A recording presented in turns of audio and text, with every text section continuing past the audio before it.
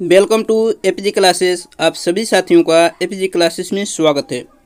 साथियों, आज हम साइंस के एक बहुत ही महत्वपूर्ण टेस्ट सीरीज करेंगे जिसमें बहुत सारे महत्वपूर्ण क्वेश्चन होंगे और एक एक क्वेश्चन जो होंगे आपके कंपटीशन की दृष्टि से महत्वपूर्ण हैं और सारे ये जो क्वेश्चन होंगे वो हर कंपटीशन में पूछे जाने वाले क्वेश्चन हैं। तो आपसे रिक्वेस्ट है कि वीडियो को अंत तक देखें, जो भी क्वेश्चन है उसका आंसर देने का प्रयास करें। तो चलते हैं क्वेश्चन की तरफ। क्वेश्चन देखेंगे। देखिए, पहला क्वेश्चन ही बहुत ही महत्वपूर्ण है। देखिए, निम्न में से मधुमक्खी पालन का संबंध है। ऑप्शन ए है एपीकल्चर से, ऑप्शन बी है पीसी कल्चर से, ऑप्शन सी है फ्लोरीकल्चर से और ऑप्शन डी है माइक्रोलॉजी से। तो हमें बताना है कि मधुमक्खी पालन का संबंध किससे होता है। तो देखिए, हम यहाँ पर आपको बताते चलें, माइक्रोलॉजी इसमें क्या होता है कि हम छोटे जीवों का अध्ययन करते हैं, ठीक है, जिसको माइक्रोलॉजी कहते हैं।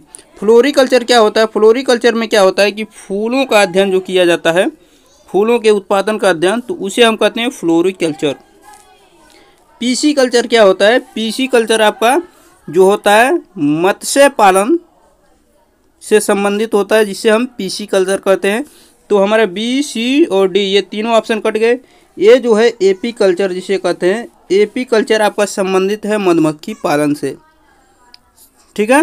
यहाँ से पीसी कल्चर ये आपका होता है मत्स्य पालन से, फ्लोरीकल्चर आपका होता है फूलों के उत्पादन से, माइक्रोबायोलॉजी सूक्ष्म जीवों के अध्ययन से, ठीक। तो एक ही क्वेश्चन से आपको चार क्वेश्चन के आंसर मिल रहे हैं।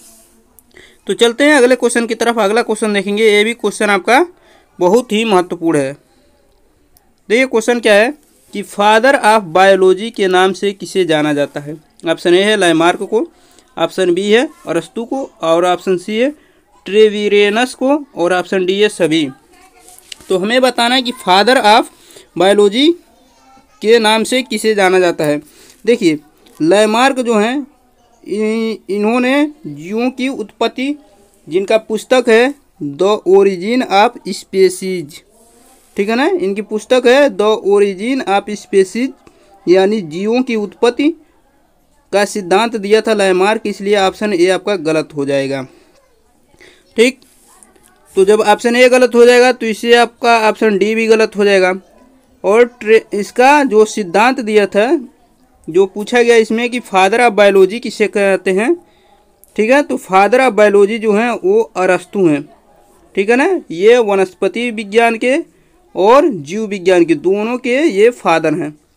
इस बात को ध्यान रखिएगा, वनस्पति विज्ञान और जीव विज्ञान इन दोनों के लिए अरस्तु ही फादर हैं, फादर ऑफ बायोलॉजी के, ठीक। बढ़ते हैं अगले क्वेश्चन की तरफ। अगला क्वेश्चन देखेंगे। देखिए, अगला क्वेश्चन है आपका कि फलों के रसों को सुरक्षित रखने के लिए किस अम्ल का प्रयोग करते हैं। Option A acetylene, option B है एथीन, ऑप्शन सी है फार्मिक अम्ल और ऑप्शन डी है कार्बोक्सिलिक अम्ल। तो देखिए, जो ऑप्शन ए है एसिटिलीन, एसिटिलीन का प्रयोग करते हैं हम फलों को पकाने के लिए, इसलिए ऑप्शन ए भी नहीं होगा। एथीन नहीं होगा, बी भी ऑप्शन नहीं होगा। ऑप्शन सी जो है फार्मिक अम्ल का प्रयोग हम फलों के रसों को संरक्षित करने के लिए हम प्रयोग करते हैं फार्मिक अम्ल। और एक क्वेश्चन ऐसे भी पूछा जाता है कि लाल चींटी जब काटती है तो वो कौन सी अम्ल रिलीज करती है। रिलीज करने का मतलब होता है छोड़ती है। तो लाल चींटी के अंदर भी फार्मिक अम्ल होता है, जब वो काटती है तो फार्मिक अम्ल छोड़ती है, जिसके वजह से जहाँ पर काटती है वहाँ पर हल्का सा सूजन टाइप का हो जाता है। तो ये फार्मिक अम्ल हो जाएगा आपका यहाँ पर आंसर। बढ़ते हैं नेक्स्ट क्वेश्चन की तरफ। नेक्स्ट क्वेश्चन देखेंगे आपका, बहुत ही महत्वपूर्ण क्वेश्चन है ये। देखिए, कोबाल्ट 60 का प्रयोग किस रोग के उपचार में किया जाता है। ऑप्शन ए है टीबी, ऑप्शन बी है कैंसर, ऑप्शन सी है न्यूमोनिया और ऑप्शन डी है ज्वर। तो हमें बताना है कि कोबाल्ट 60 का प्रयोग किस रोग के उपचार के लिए किया जाता है। तो देखिए, कोबाल्ट 60 का प्रयोग आपका जो होता है वो कैंसर रोग की उपचार के लिए किया जाता है, ठीक है, इसको ध्यान रखिएगा। कैंसर के उपचार के लिए कोबाल्ट 60 का प्रयोग किया जाता है, ठीक। और बुखार वगैरह में ज्वर के लिए आप जानते हैं सिनकोना की छाल जो होती है उसका यूज किया जाता है। ठीक है। और ये भी पूछा जाता है कि टीबी के जो वायरस होते हैं उसे किस नाम से जाना जाता है। टीबी का फुल फॉर्म होता है टर्बोक्लोरोसिस। ठीक है ना। तो आपका यहाँ पर ऑप्शन जो बी है वो सही हो जाएगा कि कोबाल्ट 60 का प्रयोग हम कैंसर की उपचार के लिए करते हैं। बढ़ते हैं नेक्स्ट क्वेश्चन की तरफ। नेक्स्ट क्वेश्चन देखेंगे। नेक्स्ट क्वेश्चन आपका है कोशिका की खोज किसने की थी। ऑप्शन ए है अरस्तु, ऑप्शन बी है रॉबर्ट हुक, ऑप्शन सी है रॉबर्ट ब्राउन और ऑप्शन डी है सभी। तो हमें बताना है कि कोशिका की खोज किसने की थी। तो देखिए अरस्तु जो हैं ये अभी हमने आपको बताया था कि ये फादर ऑफ बायोलॉजी कहे जाते हैं, इसलिए ऑप्शन ए नहीं होगा। ऑप्शन डी भी नहीं होगा क्योंकि जब ए कैंसिल तो डी भी कैंसिल हो जाएगा।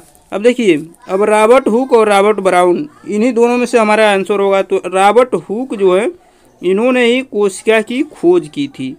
रॉबर्ट हुक 1965 में रॉबर्ट हुक ने कोशिका की खोज की थी और रॉबर्ट ब्राउन ये कोशिका की केंद्रक की खोज की थी रॉबर्ट ब्राउन ने। तो हमारा ऑप्शन बी यहाँ पर सही हो जाएगा। ठीक है। बढ़ते हैं नेक्स्ट क्वेश्चन की तरफ। नेक्स्ट क्वेश्चन देखेंगे। नेक्स्ट क्वेश्चन है रक्त की प्रकृति कैसी होती है। ऑप्शन ए अम्लीय, ऑप्शन बी है क्षारीय, ऑप्शन सी है ए और बी दोनों यानी अम्लीय और क्षारीय दोनों, और डी होती है उदासीन। तो देखिए उदासीन के लिए हम बता दें कि जिनका पीएच मान 7 होता है वो उदासीन होते हैं। जैसे जल उदासीन होता है, उसका पीएच मान 7 होता है। अब देखिए आपका डी तो ऑप्शन होगा नहीं, ए बी। तो देखिए यहाँ पर ए या बी इन दोनों में पहले देख लेते हैं कि रक्त का पीएच मान जो होता है आपको बता दें कि 7.4 होता है। अगर 7.4 हो रहा है तो ये किधर होगा, क्षारीय होगा। ठीक है ना, क्योंकि 7 से जैसे ही ऊपर जाते हैं तो क्या होता है, क्षारीय होता जाता है, और 7 से नीचे क्या होता है, अम्लीय होता है।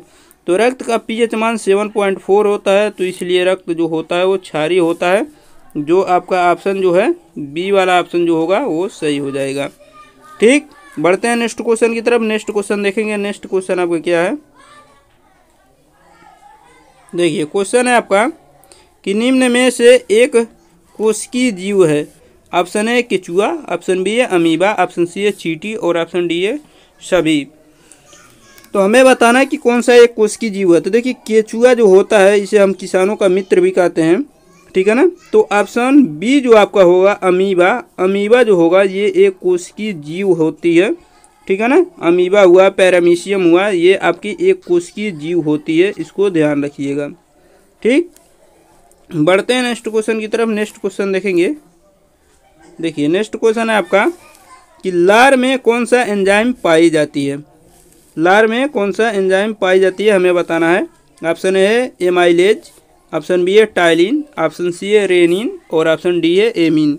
तो हमें बताना है कि लार में कौन सी एंजाइम पाई जाती है। तो देखिए लार में जो आपकी एंजाइम पाई जाती है वो टाइलिन नामक एंजाइम होती है जो लार में पाई जाती है। ठीक। लार में टाइलिन नामक एंजाइम पाई जाती है। बढ़ते हैं नेक्स्ट क्वेश्चन की तरफ। नेक्स्ट क्वेश्चन देखेंगे। नेक्स्ट क्वेश्चन क्या है, देखिए नेक्स्ट क्वेश्चन है आपका कि निम्न में से कोशिका के शक्ति केंद्र के नाम से जाना जाता है, यानी किसे कोशिका के शक्ति केंद्र के नाम से जाना जाता है हमें ये बताना है। ऑप्शन ए है गाल्गी काय को, ऑप्शन बी है माइटोकॉन्ड्रिया को, ऑप्शन सी है डीएनए को, ऑप्शन डी है आरएनए को। ठीक।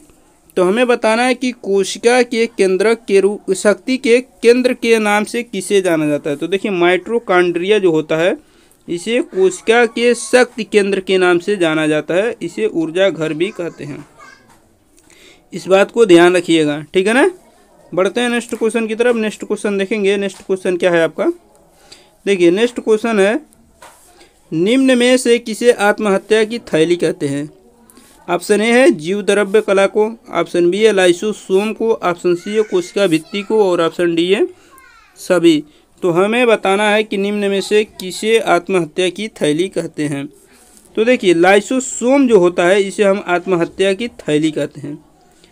ठीक है ना। जब भी हम फ्रस्ट्रेटेड मूड में होते हैं तो ये इसका प्रभाव बढ़ जाता है। ठीक है। जिसकी वजह से व्यक्ति क्या करता है, आत्महत्या वगैरह कर लेता है। तो लाइसोसोम को हम कहते हैं आत्महत्या की थैली। तो क्वेश्चन यहीं पे समाप्त होते हैं। वीडियो कैसा लगा आप लोग कमेंट बॉक्स में ज़रूर बताइएगा, और इस तरह के नए नए क्वेश्चन पाने के लिए आप लोग कमेंट बॉक्स में ज़रूर बताइएगा कि क्वेश्चन कैसे हैं, और वीडियो कैसा लगा आप लोग कमेंट बॉक्स में बताइएगा, और ज़्यादा से ज़्यादा अपने दोस्तों के पास शेयर कीजिएगा, और जो लोग चैनल पे नए हो चैनल को सब्सक्राइब करें। मिलते हैं नेक्स्ट वीडियो में, तब तक के लिए अपना ख्याल रखिए। धन्यवाद।